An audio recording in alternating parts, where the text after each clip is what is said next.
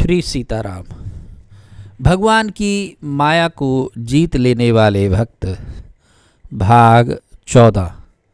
भक्तों, यदि आप सोचते हो कि क्या कामी और विषयी जीव वो भी भगवान की माया को जीत सकता है, तो उत्तर होगा नहीं।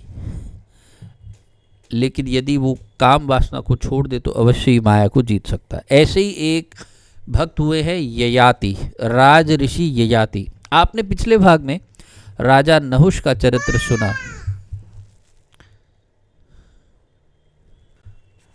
तो राजा नहुष के 6 महाबल विक्रमशाली पुत्र हुए, और ये महाबली पुत्र थे यति, ययाति, संयाति, आयाति, वियाति और कृति। यति जो थे वो सबसे बड़े थे, तो उनको राजा बनना था, लेकिन उन्होंने राज्य की इच्छा नहीं की। तो उसके बाद दूसरे नंबर पर थे ययाति, तो ययाति ही राजा हुए। ययाति का विवाह देवयानी से हुआ और शर्मिष्ठा से हुआ। देवयानी शुक्राचार्य जी की पुत्री थी और शर्मिष्ठा वृषपर्वा जी की कन्या थी। देवयानी से यदु और तुर्वसु का जन्म हुआ, और वृषपर्वा से, जो वृषपर्वा की पुत्री थी शर्मिष्ठा, उनसे द्रुहयु, अनु और पुरु जो थे, ये इनका जन्म हुआ। तो ययाति को एक श्राप मिला अपने ही ससुर जी से, शुक्राचार्य जी से। वो श्राप ऐसा था कि आप युवावस्था में ही आप वृद्ध हो जाएंगे, और उनकी यही अवस्था हुई कि जब वे युवा हुए तो वृद्ध हो गए, और वृद्ध तो हो गए लेकिन उनकी जो विषय वासना थी, कामना थी, वो शांत नहीं हुई। तो उन्होंने अपने पुत्रों से जाकर के ये याचना की कि वे अपनी युवावस्था अपने पिता को दे दें और पिता की वृद्धावस्था वे ग्रहण कर ले। हर एक पुत्र ने अस्वीकार कर दिया, तो उन्होंने पुत्रों को श्राप दे दिया। अंत में जो सबसे छोटे उनके पुत्र थे, शर्मिष्ठा के पुत्र थे, उनका नाम था पुरु। पुरु से भी उन्होंने यही बात कही।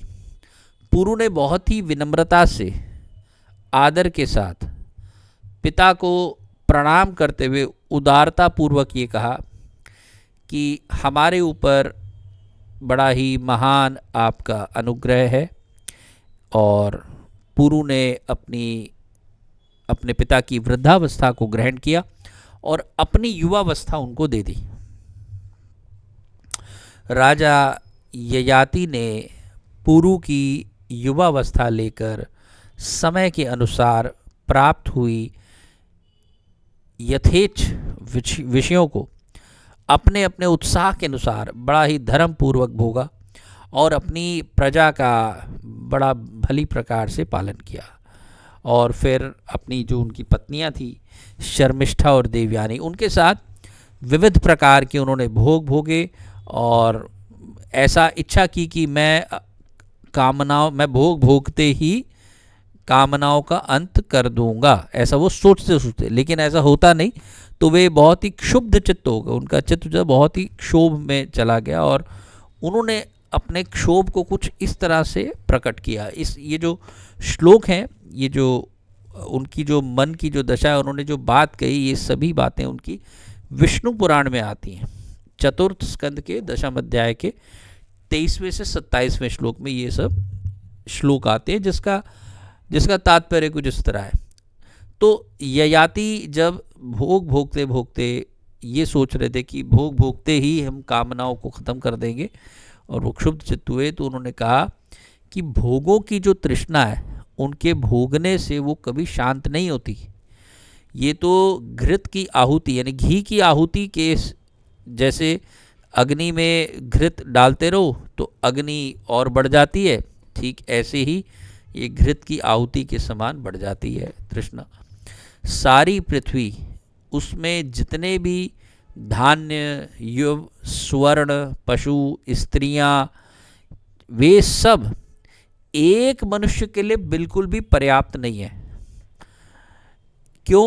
क्योंकि उसकी तृष्णा ही उसको पर्याप्त नहीं मानती है। इसलिए तृष्णा को सर्वथा त्याग कर देना चाहिए। जिस समय कोई पुरुष किसी भी प्राणी के लिए पापमयी भावना रखता ही नहीं, उस समय उस समदर्शी पुरुष के लिए सभी दिशाएं सुखमयी हो जाती हैं। दुर्मतियों के लिए जो अत्यंत दुस्तेज है और वृद्धावस्था में भी जो शिथिल नहीं होती, बुद्धिमान पुरुष उसी तृष्णा को त्याग कर सुख से परिपूर्ण हो जाता है। अवस्था के जीर्ण होने पर केश और दांत ये जीर्ण हो जाते हैं, किंतु जीवन और धन की आशाएं उसके जीर्ण होने पर भी जीर्ण नहीं होती। ये बड़े ही दुख का विषय है।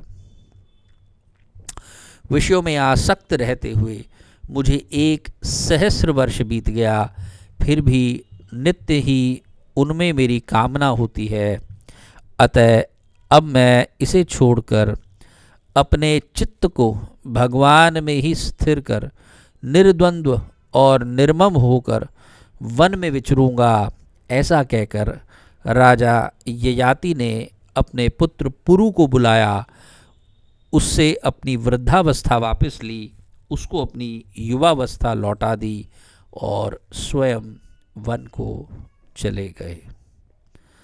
भक्तों, कहते हैं कि संतोषी सदा सुखी, कि सुख तो सिर्फ संतोष में है, बाकी पूरा संसार क्या, पूरा ब्रह्मांड ही छोटा पड़ जाए किसी कामी पुरुष के लिए, किसी लोभी के लिए, किसी मोहग्रस्त व्यक्ति के लिए, तो जितना हो सके त्याग कर देना चाहिए।